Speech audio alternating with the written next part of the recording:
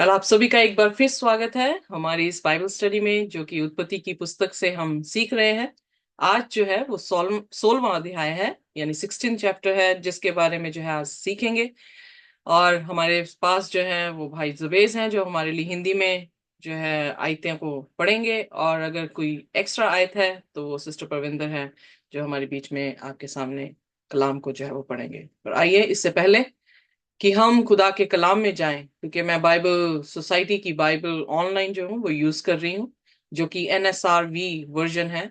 और ये बताया जाता है कि काफी बेहतर वर्जन है, बिल्कुल क्लोज हो चुका है और सरल भी बता दिया गया है। तो इसलिए NRSV जो है वो वर्जन हम इस्तेमाल कर रहे हैं।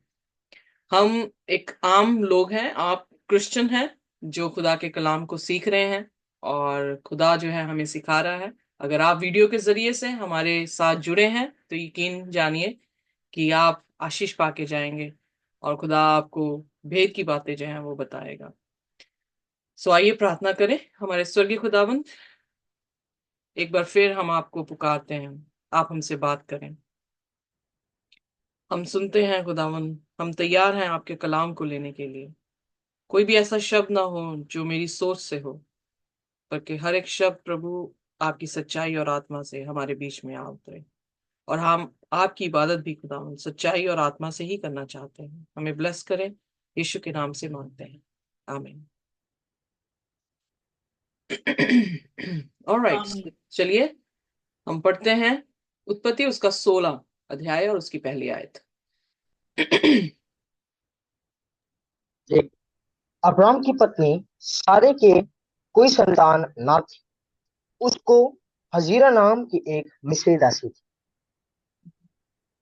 सारे ने अब्राम से कहा, देख, यहोवा ने तो मेरी कोख बंद कर रखी है, इसलिए मैं तुझसे विनती करती हूँ कि तू मेरी दासी के पास जा। संभव है कि मेरा घर उसके द्वारा बस जाए। सारे की यह बात अब्राम ने मान ली। इसलिए जब अब्राम को कनान देश में रहते 10 वर्ष बीत चुके, तब उसकी स्त्री सारे ने अपनी मिस्री दासी हजीरा को लेकर अपने पति अब्राम को दिया कि वह उसकी पत्नी हो। तो यहाँ पर जो है कितने साल बीत चुके हैं? चलिए। जब खुदा उसे यहाँ पर ले आया था कनान में, तो 10 साल जो है वो बीत चुके हैं। 10 साल पहले खुदा ने उसे उर्स से निकाला था, कनान में लेकर आया था। और हम जब पिछला अध्याय देखते हैं, 15वां अध्याय, तो वहां पर परमेश्वर ने उसकी संतान की गिनती आकाश के तारों और जो जमीन के रेत के कंकर के समान जो है वो बताई है। पर अब यहाँ पर हम देखते हैं कि सराय ने जो है, जो कि इब्राहिम की पत्नी थी, उसके कोई बच्चा नहीं हुआ। खुदा ने वाचा दी है, पर वाचा जो है अभी तक परिपूर्ण नहीं हुई। और यहाँ पर सराय की जो है वो इम्पेशंस को हम देख सकते हैं कि उसने सब्र नहीं रखा। वो उस वाचा के साथ जो है वो क्लिंग नहीं करके बैठी हुई है कि खुदा ने कहा है तो वो करेगा, तो मुझे इंतजार करनी है उसकी। सो यहाँ पर उसने अपनी ऑप्शंस दे दी, यानी प्लान ए नहीं कामयाब हुआ, तो प्लान बी मेरे पास ये है। कई बार जो है हम भी अपनी लाइफ में प्लान्स जो हैं वो बनाते हैं, बनाने अच्छे हैं, क्योंकि लाइफ में प्लान्स होने हैं तो तभी गोल तक पहुंचेंगे। सो लाइफ में प्लान होने जरूरी हैं। बट अगर हमारे प्लान्स खुदा के कलाम से कॉन्ट्रडिक्ट कर जाते हैं, तो वो बहुत बड़े खतरे का कारण जो है वो बन सकता है। क्योंकि हम देखते हैं कि उसकी इस ना समझदारी के कारण जो कौम आई है, वो आज तक यहूदी कौम के साथ उनका कोई भी संबंध जो है वो अच्छा नहीं रहा है। इवन आज भी हम देखते हैं तो इजराइल के जो विरोधी हैं, जो लगातार उससे जंग कर रहे हैं, वो कौन है? वो यही हैं। अगर मैं ये देखूं कि भाई जितने भी मुसलमान भाई बहन हैं वो ये सोचते हैं कि वो लोग इसहाक से हैं और इस्माइल से हम हैं, या हम यहूदी ये सोचते हैं कि हम जो हैं वो इसहाक से हैं और ये लोग जो हैं इस्माइल से हैं। बट दोनों तरफ से अगर आप देखें तो उनके ताल्लुकात जो हैं वो बिल्कुल भी अच्छे नहीं हैं। ऐसा क्यों हुआ? जब हम खुदा के प्लान को छोड़कर अपने प्लान्स रखते हैं, जब हम खुदा के कलाम को छोड़कर अपना ही कलाम बनाकर पेश करते हैं, तो फिर क्या होता है? There will be no unity. कभी नहीं हो सकता कि उनमें क्या हो जाए, यूनिटी हो जाए। इसीलिए परमेश्वर के वचन में लिखा कि ज्योति का अंधकार के साथ क्या मेल, या खुदा का बिलायल के साथ क्या मेल, क्योंकि उनका मेल ही नहीं हो पाएगा। सो जहां पर खुदा का कलाम है, उसके विपरीत जितने लोग खुदा के कलाम को नहीं मानने वाले हैं, उनका कोई भी मेल नहीं हो सकता।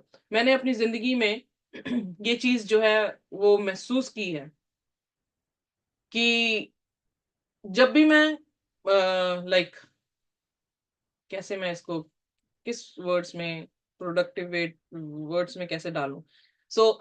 मैंने ये ऐसा महसूस किया कि जब आप खुदा के खरे कलाम को सुनाएंगे, बहुत कम है जो सुनने वाले होंगे।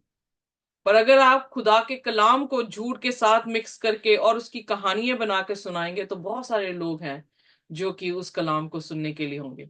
एंड वेल, अगर बाय चांस एक ही कंपनी के, एक ही विश्वास में बड़े हुए दो जन भी हैं, अगर एक जन खुदा की आत्मा से भरा है और दूसरा जन खुदा की आत्मा से नहीं भरा, तो मैंने ये भी देखा है कि वो विश्वास सेम रखते हुए भी जो है वो इकट्ठे नहीं रह पाते हैं। इसलिए सराय ने अपना प्लान जो है वहां पर एग्जीक्यूट कर दिया।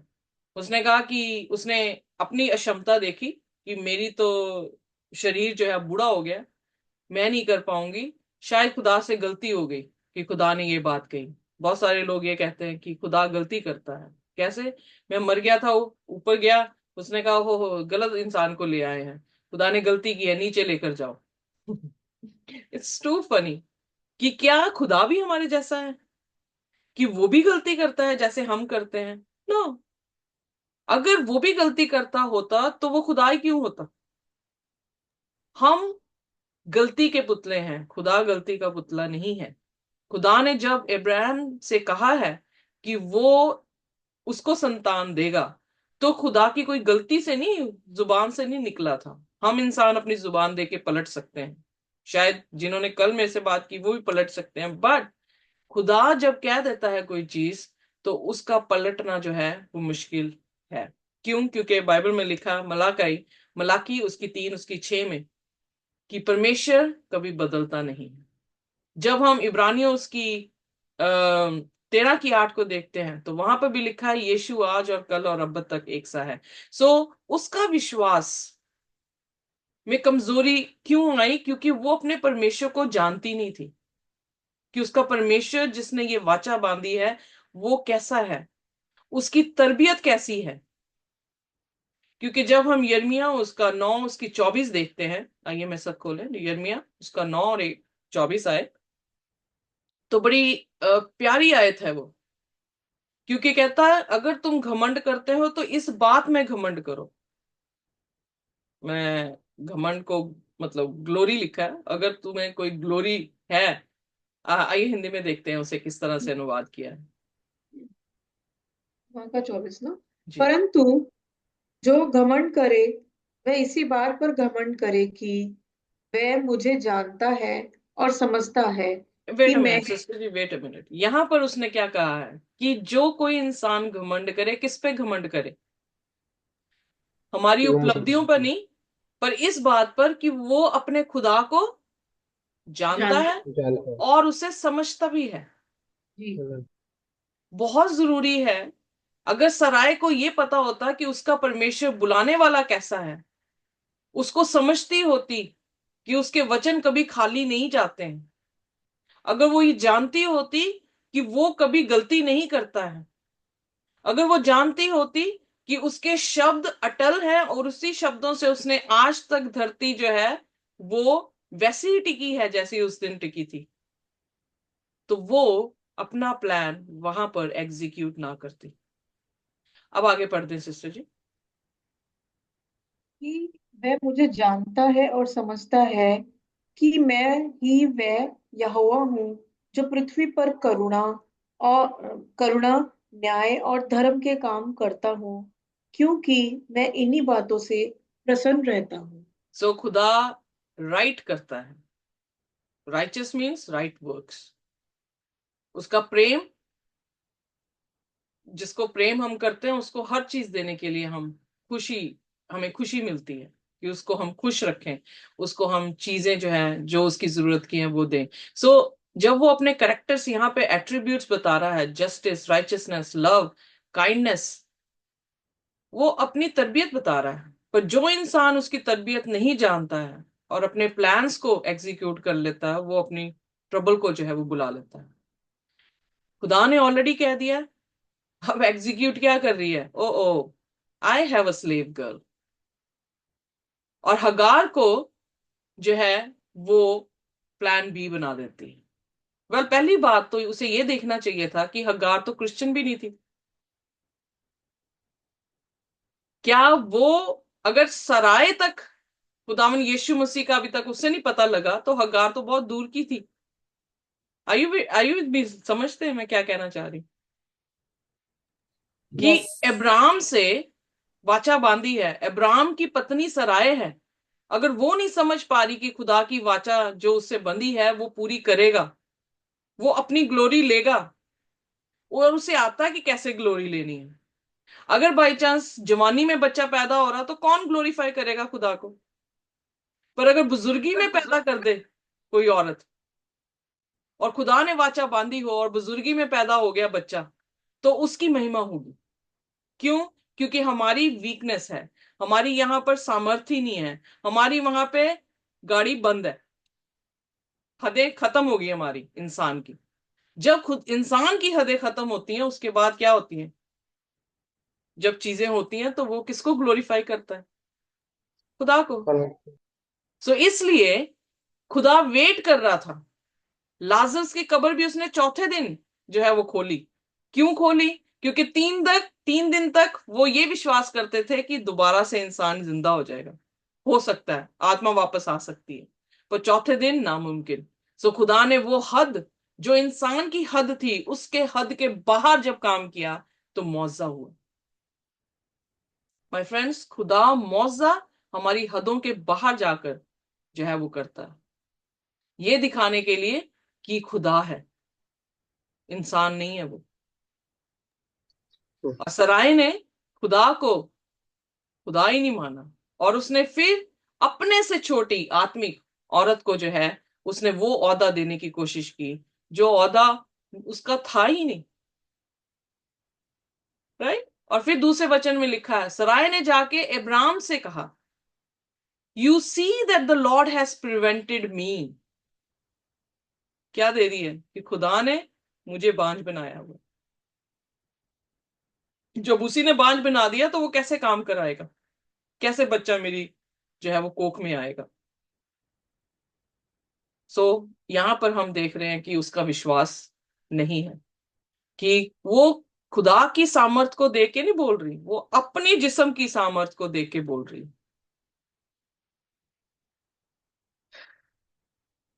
God is good. हमारे पास तो वैसे भी कुछ नहीं है, तो हम अपनी यू नो क्या वर्ड बोलूं, अपनी स्ट्रेंथ पे कैसे बूस्ट कर सकते हैं? हम तो पाप में पैदा हुए हैं, तो हमारे में है ही क्या चीज अच्छी कि हम जो है वो स्वर्ग की बादशाह तक पहुंच जाएं। इसीलिए तो हमारे बदले में प्रभु यीशु मसीह इस धरती पर आया है, हमारे बदले में, on our behalf he took the cross. क्योंकि हम इस काबिल ही नहीं है, हमारे पास इतनी सामर्थ्य ही नहीं है कि अपने आप को बचा सके।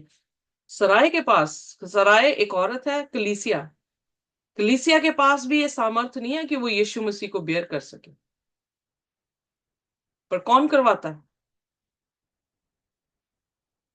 खुदावन खुदा करवाते हैं। हमें ये समझ लेना चाहिए कि हम अपनी सामर्थ्य से, अपने कामों से स्वर्ग की बादशाहत में नहीं जाने वाले। हम, हमारे बदले में जो मरा है, हमारे बदले में जो हमारी वकालत कर रहा है, हमारे बदले में जो हमारा जज है, जिसने वो स्थान ले लिया है, हमारा स्थान ले लिया है, इसीलिए पौलुस कह रहा है कि यीशु मसीह हमारे में जीना चाहिए। क्यों? क्योंकि यीशु मसीह की कुवत हमें क्या करवाएगी? तो यीशु मसीह की कुवत ने सराय से बच्चा पैदा करवाना था। वो अपनी सामर्थ को देख के निराश हो गई। ये तो बात बिल्कुल दिमाग से निकाल दें कि आपके पास कोई भी कुवत है या मेरे पास ऐसी कोई भी कुवत है कि मैं स्वर्ग की बादशाहत में चले जाऊं। मुझे यीशु मसीह को अनुमति देनी होगी, उस पर विश्वास करना होगा कि वो मेरे जीवन में अपनी सामर्थ के जरिए मुआवजे कर सके। एम आई राइट? जी। यस। सो यहीं पर हम क्रिश्चियन वॉक में जो है वो कमजोर पड़ जाते हैं। हमारी क्रिश्चियन वॉक में हमारी अपनी प्लानिंग स्टार्ट हो जाती है। हम एग्जीक्यूशन करने लग जाते हैं विदाउट नोइंग अवर गॉड, बिना अपने परमेश्वर को जाने, बिना अपने परमेश्वर को समझे। सो मुझे ये वर्ड, मैं एक्चुअली गई तो sabbath स्कूल वहां पर मुझे जो वर्ड वहां पे मिला वो इस तरह से है कि मैं उसको बार बार ट्राई कर रही हूँ एक्सप्लेन करने के लिए। जो खूबसूरती मुझे दिखी है मेरे शब्दों तक पहुंच नहीं पा रही। ज़ेडक, ज़ेडक मीन्स खुदा ने आपकी जगह ले ली। somebody is acting on your behalf। Sacrifice आपका होना चाहिए था, somebody is giving his sacrifice। आपके काम राइचस होने चाहिए थे, somebody is doing that righteous work on your behalf। पर कैसे? विश्वास से। जैसे अब्राहम ने विश्वास किया और वो धर्मी ठहरा, हम भी जब प्रभु यीशु मसीह की उस बिहाफ पे खड़े होने की जो भी उसकी क्रिया है, जब उस पर हम विश्वास करते हैं और फिर अपने आप को मारकर हम उसको अपने जीवन में लेकर आते हैं, तो हमारे जीवन में रहता हुआ अपनी सामर्थ्य से हमारे जीवनों को क्या करता जाता है? पवित्र करता जाता है। सो यही मिसिंग पार्ट था सराय का। सराय अपनी जिस्म की ताकत को देख के सोच रही थी कि ये नहीं होने वाला, पर कोई भी नहीं कर सकता। ये सराय की प्रॉब्लम नहीं है, हमारी भी प्रॉब्लम है कि हम भी नहीं कर सकते अपने आप को अच्छा या राइचस, धर्मी नहीं बना सकते। हमें यीशु मसीह पर विश्वास करना पड़ेगा जो हमारे लिए हमारी धार्मिकता बन गया। Are you getting? रोमन्स की बुक बहुत ही खूबसूरत है। वहां पर वो यही बोल रहा है कि यीशु हमारी धार्मिकता बन गया। धार्मिकता मतलब राइट वर्क्स। यानी यीशु मसीह जब हम रिसीव करते हैं विश्वास से अपने जीवन में, वो हमें धर्मी बनाता रहता है। सो ही इज वर्किंग कंटिन्यूअसली, हमारे ऊपर काम करता जा रहा है। जब सराय ने अब्राहम से ये बात कही कि एक लड़की है, शायद उससे मुझे बच्चा जो है वो मिल जाए, तो अब्राहम ने भी उस पर विश्वास कर लिया। सो यहां पर पिछले ही अध्याय में हम देखते हैं कि परमेश्वर उससे वाचा कर रहा है।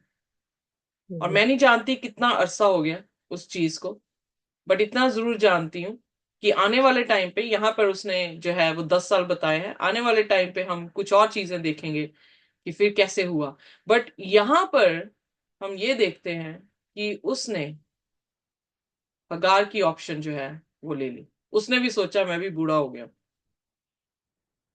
बहुत सारे अलग अलग धर्म के लोग यही सोचते हैं कि हम अच्छे कर्मों से अपने आप को बचा लेंगे, पर अच्छे कर्म हमारी उम्र के हिसाब से हमारे शरीर की तरह है, वो भी परफेक्ट नहीं है, उनमें भी दोष है।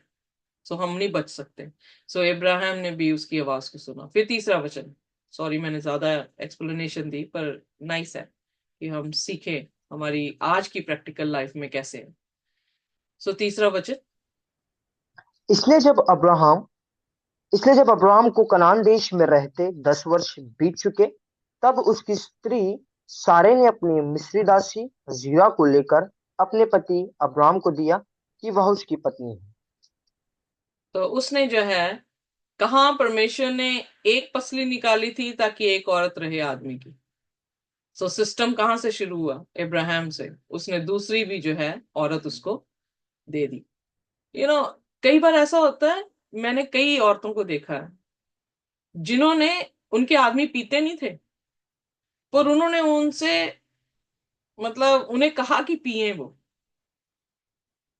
मैं कई बार हैरान होती हूँ कितना अच्छा व्यक्ति मिला है, उसे क्यों खराब करने वाले हो, क्यों करते हो खराब, है ना। सो यहां पर भी अब्राहम की कोई दिमाग में नहीं ये बात थी, पर सराय ने बेवकूफी की और उसे दूसरी औरत उसके हाथ में जो है वो थमा दी, सिर्फ इसलिए कि उसको जो है औलाद हो सके। और फिर चौथे वचन में, वह हजीरा के पास गया और वह गर्भवती हुई।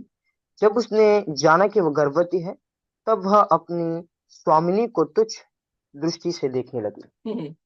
सो यहां पर जो है रिजल्ट उसे पता लग गया कि उसका एक्शन, उसकी एग्जीक्यूशन जो है वो रॉन्ग थी। क्योंकि कई बार हमारे एक्शंस हमें पता नहीं लगते कि रॉन्ग किए हैं, पर रिजल्ट जरूर बता देते हैं। एम आई राइट? ऐसे ही होता है ना। हम बड़े जोश से अपने प्लान की तरफ जो है वो भाग रहे होते हैं, पर अचानक से क्या पता लगता है, ओहो हो, हम तो गलत स्टेशन पे पहुंच गए, ध्यान ही नहीं दिया हमने, गाड़ी पकड़ ली, जल्दी जल्दी में पकड़ी और देखा ही नहीं कि ये गाड़ी किधर को जा रही है, और मेरी गाड़ी ऑलरेडी लेट थी। बट जब रिजल्ट देखते हैं तो हम अपने एक्शंस की तरफ देखते हैं कि मैंने कहाँ पे गलती की, कैसे की, क्यों की, क्या कर लेना चाहिए था कि मुझे इन रिजल्ट्स को जो है वो ना लेती मैं। इसे कहते हैं सेल्फ रियलाइजेशन, जो कि बहुत जरूरी है हमारी क्रिश्चियन वॉक में भी। कहीं पर भी अगर गलत रिजल्ट दिख रहे हैं तो गो बैक, कहाँ से ये गलत रिजल्ट निकले हैं, फिर उस जगह पे सोचें कि कहाँ से इसको सही तरीके से जो है वो हम इम्प्लीमेंट कर सकते, ताकि ये रिजल्ट हमें ना मिलते। कौन से ऐसे और ऑप्शंस थे जिनको देखा जा सकता था। तो रिजल्ट क्या मिला? अब वही औरत जो अब्राम के पास लेकर आई है, उसी औरत ने जो उसे लेकर आई थी, उसी औरत के खिलाफत में जो है वो हो गई है, और उसकी बिल्कुल भी आदर और सम्मान जो है अपनी मिस्ट्रेस का नहीं कर रही है। और फिर पांचवी आयत में,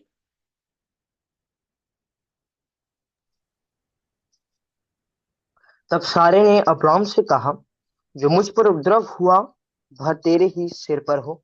मैं मैंने तो अपनी दासी को तेरी पत्नी कर दिया, पर जब उसने जाना कि वह गर्भवती है, तब वह मुझे तुच्छ समझने लगी। इसलिए यहोवा मेरे और तेरे बीच में न्याय करे।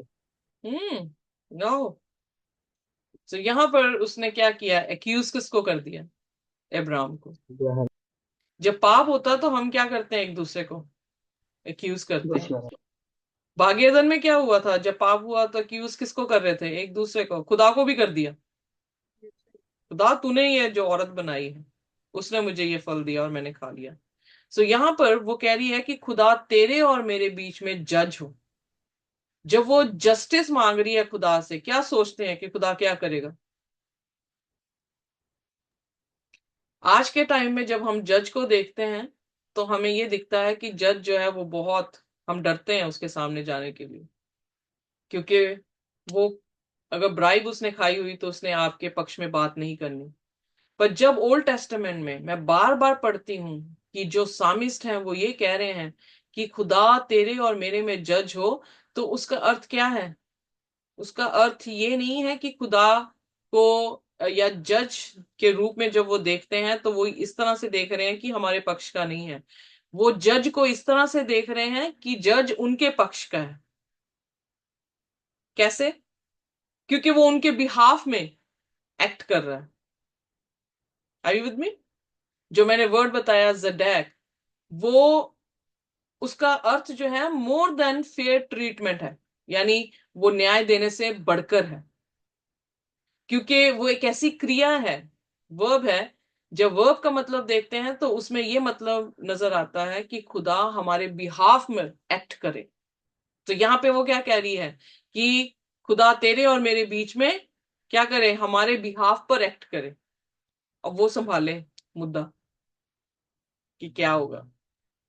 सो क्या करता, हम गलतियां करते हैं और खुदा हमारी गलतियों को सुलझाता रहता है।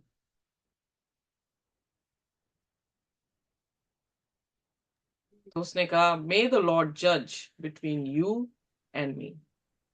फिर अब्राहम ने सराय से क्या कहा? अब्राम ने सारे से कहा, देख, तेरी दासी तेरे वश में है, जैसा तुझे भला लगे वैसा ही उसके साथ कर। तब सारे उसको दुख देने लगी और वह उसके सामने से भाग गई। तो यहाँ पर जो है क्या हो गया, स्ट्राइफ आ गई परिवार में,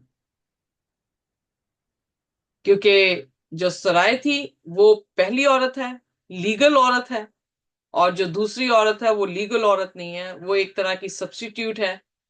और उसने जो है जब हुकूमत की, पर जब हम पत्रियों में पढ़ते हैं तो पत्रियों में क्या कह रहे थे कि एक दूसरे का क्या करो, आदर करो, एक दूसरे के अधीन हो जाओ।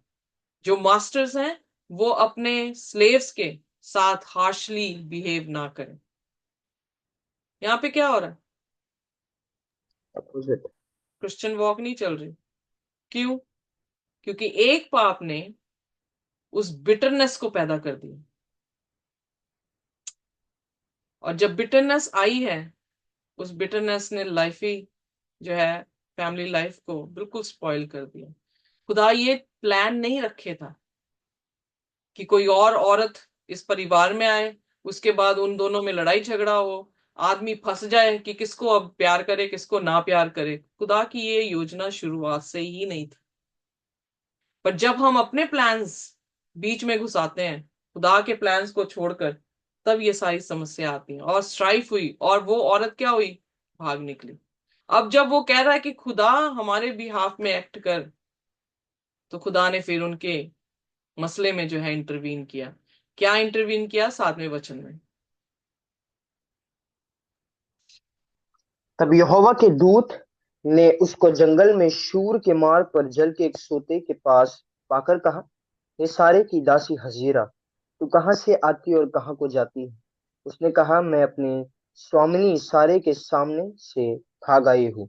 यहोवा के दूत ने उससे कहा, अपनी स्वामिनी के पास लौट जा और उसके वश में वश। रहे। और यहोवा के दूत ने उससे यह भी कहा, मैं तेरे वंश को बहुत बढ़ाऊंगा, यहाँ तक कि बहुतायत के कारण उसकी गणना ना हो सकेगी। गिनना मतलब कोई गिन ना सके, इतने मैं तेरे वंश को बढ़ाऊंगा। क्या कोई एंजल ऐसे कह सकता है? ये एंजल कौन है? Is there any angel who has a power to know, bless? Michael. Pardon sister ji, मुझे सुना नहीं। Michael, Michael archangel. Exactly, Jesus है। Jesus, yes. इसलिए आप देखेंगे जीसस को कई बार एंजल के रूप में बताया गया, पर एंजल को वर्शिप की गई है। वो एंजल नहीं है, वो जीसस है, क्योंकि उनकी उपस्थिति रोशनी में है, तो वो सोच रहे हैं एंजल्स, या एंजल शब्द जो है वो दिया गया है बिकॉज एंजल का मतलब एंग्लोस, एंग्लोस मतलब मैसेंजर। वहां पर जो मैसेज देने के लिए उसको आया, उसने कहा कि मैं तेरी वंश को बढ़ाऊंगा, पर उससे पहले वो क्या कह रहा है कि तू लौट जा और किसके वश में अपने आप को कर, return to your mistress and submit to her. ये कौन सी प्रिंसिपल है? बाइबल का प्रिंसिपल है, खुदा का प्रिंसिपल है, और उसी प्रिंसिपल को यहाँ पे दोहराया गया। यहाँ से हमें पता लगता है कि ये खुदा का दूत कोई और नहीं है जो उसे आशीष दे रहा है कि मैं तुझे, तेरी वंश को मल्टीट्यूड करूंगा, यानी गिनती में जो हूं वो बढ़ा दूंगा। तो ये खुदा है जो वहां पर पहुंचे हैं। और फिर उसके बाद आगे 11वां वचन। और यहोवा के दूत ने उससे कहा, देख तू गर्भवती है और पुत्र जनेगी, तू उसका नाम इश्माएल रखना, क्योंकि यहोवा ने तेरे दुख का हाल सुन लिया है। अब यहाँ पे उसका नाम भी दे रहा है, यू नो। खुदा को पता है कि बेटा होने वाला, उसका नाम इश्माइल रखा गया, और खुदा ने उसकी क्या की है, अफ्लिक्शन में उसको सुना है। So let me just check, I forgot.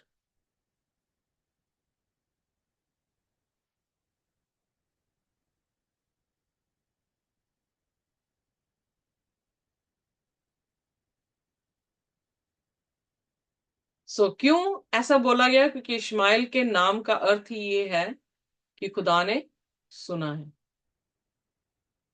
देखें, मैं यहां पर सोच रही हूं कि खुदा दोनों औरतों से प्यार बराबर कर रहा है।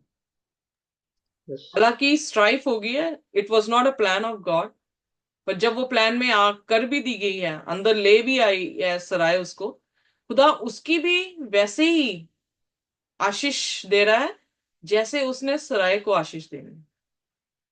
सो यहां से पता लगता है खुदा पार्शियलिटी का खुदा नहीं है। हम सभी जो हैं एक ही बैनर के नीचे हैं। We all are sinner and we all need grace. और फिर उसको जो है यहां पर जब अपनी ग्रेस दिखा रहा है खुदा उस पे, उसका नाम दिया है, नाम का मतलब गॉड हेयर्स। और उसके बाद 12वें वचन में, और वह मनुष्य बनेले गधे के समान और वह मनुष्य बनेले गधे के समान होगा। उसका हाथ सबके विरुद्ध उठेगा और सबके हाथ उसके विरुद्ध उठेंगे, और वह अपने सब भाई बंधुओं के मध्य में बसा रहेगा। सो यहां पर हम क्या देखते हैं कि प्रोफेसी कर दी कि ये नेशन जो तेरे से आएगा वो कैसा होगा। मल्टीट्यूड होगा, बट क्या है, हर एक इंसान उसके खिलाफ और वो हर एक के खिलाफ। सो अगर मैं देखूं तो ये प्रोफेसी किस मुल्क के, किस लोगों के बीच में जो है वो पूरी हो रही है। पूरी दुनिया किन से नफरत कर रही है, और वो दुनिया से, वो वाली कौन कौन सी है जो दुनिया से नफरत कर रही है। सो हम जानते हैं, हमें बताने की भी जरूरत नहीं है, पर यहाँ पर बाइबल ये प्रोफेसी जो है वो खुदा उसको पहले ही कर दे रहा है कि बेटा तो होगा, इस्माइल उसका नाम रखना, मैंने तेरी अफ्लिक्शंस जो है वो सुन ली हैं, पर तेरे बच्चे के साथ जो है वो ऐसा होगा। और फिर उसके बाद आगे पढ़ते 13वीं आयत। तब उसने यहोवा का नाम जिसने उससे बातें की थी अतएल रोई रखकर कहा, क्या मैं यह भी उसको जाते हुए देखने पाई, और देखने के बाद भी जीवित रही। आमेन। सो यहाँ पर अब यहाँ पे क्या कह रहा है, she named the Lord. It's very clear, angel नहीं था, परमेश्वर था। उसने नाम क्या रखा, एल रोय। मीन्स कि मैं खुदा को देख भी लिया और मैं आज जीवित हूं। सो उस नाम से पता लगता है कि खुदा यानी यीशु मसीह थे जो उसके साथ मुलाकात कर रहे हैं, क्योंकि खुदा को देख के कोई भी जिंदा नहीं रहा, पर उस पर क्या हुई, रहमत हुई। बेशक विश्वास में इतनी अच्छी नहीं थी, बट कोई पक्षपात नहीं है। इसीलिए पौलुस जो है रोमियो उसके 3 अध्याय में भी कह रहा है, तुम सरकमसाइज्ड हो या नहीं हो, कोई फर्क नहीं पड़ता। क्या फर्क पड़ता है, क्या हमने विश्वास किया है कि नहीं। और इस औरत ने विश्वास कर लिया जो परमेश्वर ने उससे कहा, और इसलिए वो वापस जो है सराय के पास आ गई। सो उसका विश्वास करना ही क्या था, रहमत का जो है वो फजल हुआ। सो 14वीं आयत। इस कारण उस कुएं का नाम लरोही कुआ पड़ा। वह तो कदोश और बेरेद के बीच में है। हम्म। हजीरा को अब्राम के द्वारा एक पुत्र हुआ, और अब्राम ने अपने पुत्र का नाम जिससे हजीरा ने जन्म दिया था इश्माइल रखा। जब हम्म। हजीरा ने अब्राम के द्वारा इश्माइल को जन्म दिया, उस समय अब्राम 86 वर्ष का था।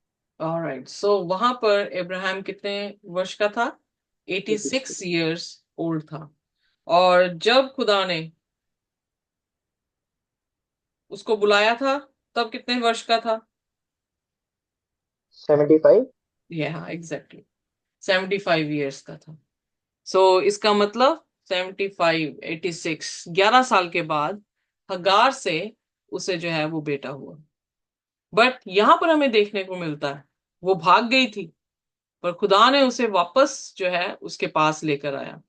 और वापस जब उसने विश्वास किया, वापस गई भी है।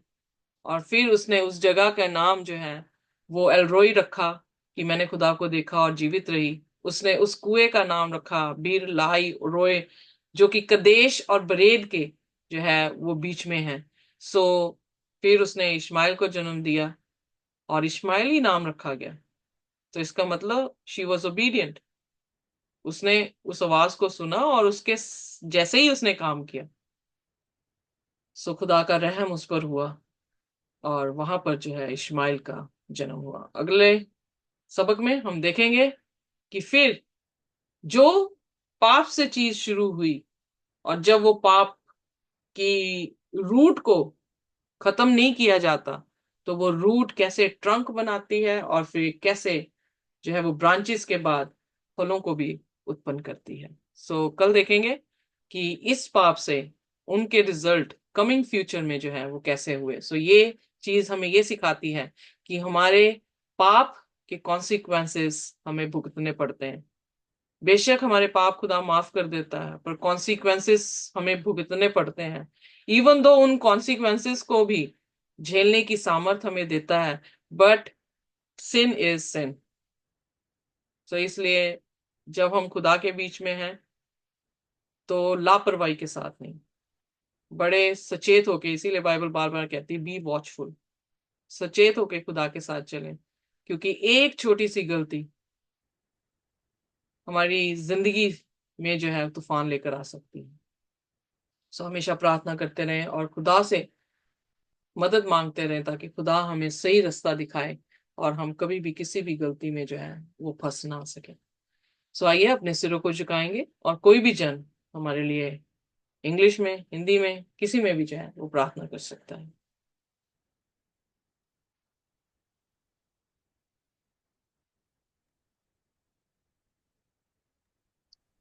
तेरे आसमानी बाप खुदावन, तेरा बड़ा फजल है खुदावन कि तूने ये कलाम को प्रभु जी हमें इतनी बुद्धि दी प्रभु। पवित्र आत्मा जी का धन्यवाद कि हम इसे समझ सके खुदावन। और प्रभु जी क्या कहें आपसे, फिर से एक बार प्रभु जी धन्यवाद की भेंट चढ़ाते हैं खुदावन खुदा, ताकि प्रभु जी हम इस कलाम में आगे बढ़ते चले जाएं खुदावन। क्योंकि कलाम वो सच्चाई है, वो मार्ग है, वो सत्य है और जीवन है प्रभु जी। और वो दीपक है जो रोशनी देता है, हमारी जिंदगी है। आए खुदावन खुदा, हम आपका धन्यवाद करते हैं प्रभु। आज जो कुछ भी हमने समझा खुदावन प्रभु जी, ये हमारे हृदय की पट्टियों पे लिखा जाए। हम इसे समझने वाले और जानने वाले हमें और भी प्रभु जी ऐसी हमें तृप्त करते जाए खुदावन, ताकि हम जब जब इस कलाम को पढ़ते जाएं हमारे अंदर वो गहरे भेद जो हम चाहते हैं, वो एक्साइटमेंट हमारे जीवनों में हमेशा बनी रहा है खुदावन खुदा। हम तेरा धन्यवाद करते हैं, जितनी जिंदगी आई उन सबको पिता पुत्र पवित्र आत्मा के नाम से ब्लेस करते हैं। और तेरी खादिमा को भी ब्लेस करते हैं प्रभु जी। बहुत ही प्रभु जी बहुत ही दिल से वो बोलती हैं आए खुदावन खुदा। और जब वो बोलती हैं आए खुदावन, तो प्रभु जी बोलने वाली वो नहीं, आपकी रूह होती है उसमें। आपका धन्यवाद प्रभु कि आप हमारे बीच में मौजूद हैं। आए परमेश्वर, आपका धन्यवाद प्रभु जी। यीशु मसीह नासरी के नाम से मांगते हैं, आमीन आमीन। खुदा सभी को आशीष और बरकत दे और प्रभु का अनुग्रह और उसकी शांति हमारे साथ इसी तरह से बनी रहे। आमीन। Thank you sister ji.